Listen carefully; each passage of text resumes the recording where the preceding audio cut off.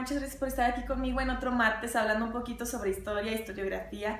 Y bueno, en esta ocasión toca hacer la reseña final de la obra de Howard Becker, Manual de Escritura para Científicos Sociales, que ya hemos utilizado en otros videos como el de tips para comenzar a escribir o el de tips para editar y reescribir, pero en esta ocasión tocaría dar cierre con los tips que proporciona el autor para que escribamos como profesionales, ¿de acuerdo? Se podría decir que el autor los divide en consejos u observaciones generales y particulares, ¿de acuerdo? Entonces voy a comenzar con las generales. El primer señalamiento que hace Becker es que tenemos que ser conscientes de que la vida académica es la que proporciona los vicios y, digamos, los defectos que tenemos a la hora de escribir, ¿de acuerdo? Pero también la vida académica es la que proporciona las oportunidades para buscar otras formas de escritura, ¿de acuerdo? Y que, digamos, nosotros deberíamos de ser quienes creemos estas oportunidades tanto para nosotros mismos como para los demás. El segundo señalamiento que hace Becker es que nadie nace sabiendo escribir, ¿de acuerdo? Esto es falso que sea como un talento natural. Lo cierto es que es un talento que se desarrolla, ¿de acuerdo? Es una práctica que requiere mucha disciplina, mucha perseverancia, constancia y sobre todo que requiere el don de la paciencia para aceptar que la mayoría de las veces el proceso de escritura es corregir, ¿de acuerdo? Corregir, revisar, reeditar y que, digamos, para ello se requiere tiempo, paciencia, ¿de acuerdo?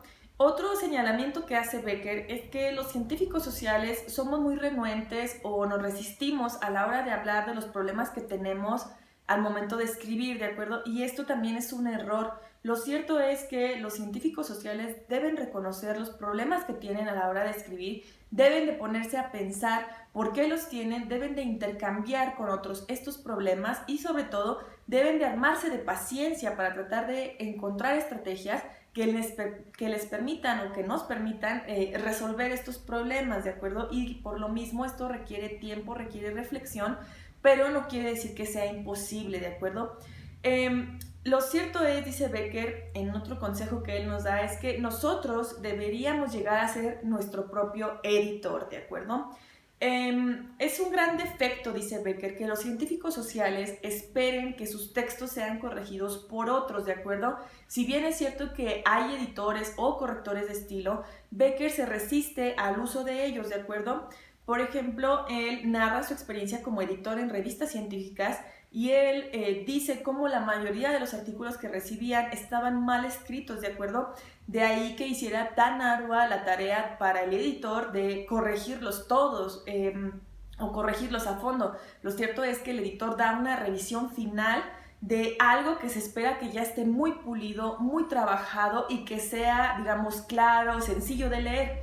De hecho, llega un momento en que Becker platica cómo es que la mayoría de los artículos que son rechazados es porque en realidad están mal escritos, ¿de acuerdo? No es tanto porque el científico sea malo, su investigación sea mala o porque no tenga un respaldo que lo avale, sino porque está mal escrito, ¿de acuerdo? Entonces ellos buscan textos que sean lo más claro, lo más sencillos y lo más sintético de un trabajo que obviamente es muy complejo, ¿de acuerdo? Entonces nosotros tenemos que sensibilizarnos a nuestro trabajo y a la forma en la que, digamos, le damos forma en un texto, en la que lo representamos y que nosotros tratemos de llegar a la forma más clara y más sencilla de lo que queremos decir, ¿de acuerdo? Y por lo mismo, dice Becker, es importante, como último consejo general, que nosotros hagamos disfrutable esta tarea, ¿de acuerdo? Esta tarea de corregir, esta tarea de reescribir, porque lo cierto es que es la tarea más pesada, es la tarea también más larga, pueden pasar meses o años antes de que tengamos la versión final de algo, ¿de acuerdo? Entonces, por lo mismo, requiere que nosotros desarrollemos una sensibilidad tanto a nuestros textos, que distingamos un texto de otro, que distingamos cómo va mejorando o cómo va empeorando. Ah, no, estaba mejor esta versión, estaba mejor esta coma aquí o esta palabra acá. Y que también al mismo tiempo, digamos, esta sensibilización pase a otros textos, ¿de acuerdo? Es decir, que no lo tengamos nada más con nosotros mismos, sino también con los textos que revisamos de otros colegas o de otros amigos. Y bueno, pasando a los consejos particulares, Becker señala la importancia de hacer un borrador plumazo para todo, ¿de acuerdo? De esto ya hicimos un video y cabe recordar que el borrador plumazo no necesariamente tiene que ser por escrito, ¿de acuerdo? Un borrador plumazo también puede ser que te grabes a ti mismo exponiendo la idea que quieres tratar, o bien que lo platiques a un amigo, a algún colega, y que tú, digamos, seas sensible o te fijes en qué partes tu interlocutor te sigue y en qué partes no, ¿de acuerdo? ¿Qué partes se entiende? ¿Qué partes no? Y digamos, qué se tendría que trabajar más, qué se tendría que trabajar menos, etcétera. Por otra parte, otro consejo que Becker nos da es que siempre utilicemos la palabra correcta para lo que queremos decir, ¿de acuerdo? Que seamos conscientes de su significado, de cómo lo estamos interpretando, de cómo queremos que lo interprete el lector para que no haya malos entendidos, ¿de acuerdo? Aquí entraría también que tú canceles todas las palabras rimbombantes o pomposas que pudieran confundir al lector, y que también tú procures decir todo con menos palabras, es decir, entre más corta y más sencilla sea una oración, va a ser más clara, ¿de acuerdo? Entonces tú tienes que lograr decir lo que quieres decir con el menor número de palabras. Esto nos lleva, dice Becker, a un tercer consejo, que sería darnos cuenta o concientizar que la mayoría de los problemas teóricos o metodológicos que tenemos a la hora de escribir son en realidad problemas de sintaxis, ¿de acuerdo? Son en realidad problemas de redacción. Y esto, digamos, tenemos que trabajarlo mucho, porque lo cierto es que nosotros pasamos de palabras comunes a querer transformarlas a conceptos, ¿de acuerdo? Para lo cual se requiere un mayor trabajo, pero si no tenemos claro el significado de la palabra, no podemos pasar a un uso de conceptos. Entonces tenemos que tener claridad primero a la hora de lo que queremos decir y qué palabras vamos a utilizar.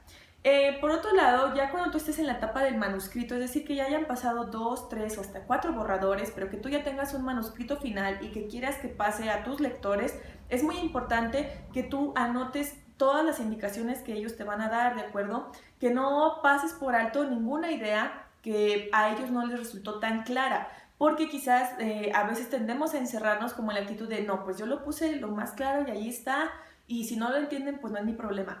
Esto en realidad, dice Becker, no nos va a ayudar en nada, al contrario, tenemos que pensar la forma en la que todos lo puedan leer y lo puedan entender, o bueno, la mayoría, ¿no? En este caso, especialmente si tenemos lectores específicos, preguntarnos por qué no se entiende y preguntarnos si lo podemos decir de otra forma sin que cambiemos nuestro planteamiento o nuestra postura, pero que sí, digamos, sea más claro para el lector. Otro consejo que da Becker es que no tires nada, ¿de acuerdo? Él incluso narra cómo guardaba él artículos o textos por ahí, a los cuales regresó después de muchos años. Es decir, lo cierto es que tenemos que dejar de reposar los textos, ya sea semanas, meses o años, porque todo se puede corregir, ¿de acuerdo? Todo se puede revisar, todo se puede replantear, y no pasa nada si lo dejamos ahí un momento y regresamos con nuevos aires para replantearlo o revisarlo. Otro consejo que da Becker, y que bueno, aquí ya dependerá de tu estilo, ya dependerá de lo que te estén pidiendo para digamos, el espacio en el que tú vayas a entregar este texto, varía, ¿no?, las características, pero bueno, un consejo que da Becker es que escribamos en segunda persona para que sea más atractivo al lector, y que no abusemos de la primera persona, ¿de acuerdo? Como te digo, esto ya dependerá de tu estilo o de los requisitos que tengas que cubrir con tu texto, pero bueno, es interesante, ¿no?, cómo, digamos, él otorga estrategias para atraer al lector en lo que estamos diciendo. Por otra parte, tenemos que aceptar, dice Becker, que nada nunca está terminado, ¿de acuerdo? Así lo publiquemos, así saquemos un libro. Becker narra cómo él tardó muchos años en dar punto final a sus libros, y de cómo de cualquier modo aprovecha las reediciones que a veces existen para sus obras, para volverlos a leer, para cambiar el prólogo, para anexar otro prólogo. Y en este sentido, bueno, pues sí, el texto es un discurso siempre abierto, de acuerdo, que lo podemos corregir. No debemos de tener nosotros temor a corregirnos o a puntualizar nuestros propios textos, aunque ya hayan pasado tiempo de que estuvieron publicados, ¿de acuerdo? Por el contrario, es parte de estas características que tiene el escribir, el poder añadir algo, el poder, digamos, replantear algo o expandir algo. Por otra parte, dice Becker, cuando nosotros elegimos imágenes para que acompañen nuestro texto, es importante que estas imágenes no sean nada más como notas al pie, ¿de acuerdo? Tiene que ser algo más que eso, dice Becker. tiene que quedar claro para el lector cómo estás interpretando esa imagen, por qué la estás colocando ahí, qué idea está respaldando, para que, digamos, sea, digamos, más fácil para el lector comprender tu idea, ¿de acuerdo? Y comprender el uso de la imagen, porque si no, puede, bueno, de por sí puede caerse en múltiples interpretaciones, pero aquí lo que queremos es facilitar al lector que, digamos, que siga nuestro planteamiento, ¿de acuerdo? Que siga la exposición que nosotros queremos presentarle. Entonces, tienes que ser muy consciente de cómo vas a utilizar las imágenes y de que no nada más sean como un complemento a tu idea, sino que realmente sea parte del texto mismo, ¿de acuerdo? Que sea parte de tu escritura. Por último, dice Becker, él compara la escritura con la fotografía y dice, la fotografía es un talento, ¿de acuerdo? Es una práctica que se desarrolla con el tiempo, en el que tú tienes que fotografiar, hacer miles de fotografías malas antes de que te salga una buena, ¿de acuerdo? Es lo mismo con la escritura, tú tienes que escribir mucho tiempo mal para que después pases a escribir bien, ¿de acuerdo? El problema es que nos impacientamos, el problema es que creemos que lo tenemos que hacer a la primera, pero lo cierto es que sí llega un momento en el que podemos aprender a distinguir lo que sirve de lo que no sirve. Es lo mismo con las fotos, esta está más bonita, esta no me gusta, esto se ve aquí, pues sería igual para nuestro texto, ¿no? Entonces, Becker por último nos dice que perdamos el miedo a escribir, ¿de acuerdo? No hay que tener miedo, porque para empezar todo se puede corregir, pero no puedes empezar a corregir si no has empezado a escribir. Por lo mismo tienes que escribir mal, aunque sea mal, o sea, tú escribe, ya después vendrá la etapa de corrección, ya después vendrá la etapa de edición, y bueno, nos dice Becker, todo se trata de paciencia, ¿de acuerdo? De corregir bastante, de ser disciplinados, pero sobre todo de ser sensibles a este proceso de escritura que cada uno de nosotros va formando de manera diferente.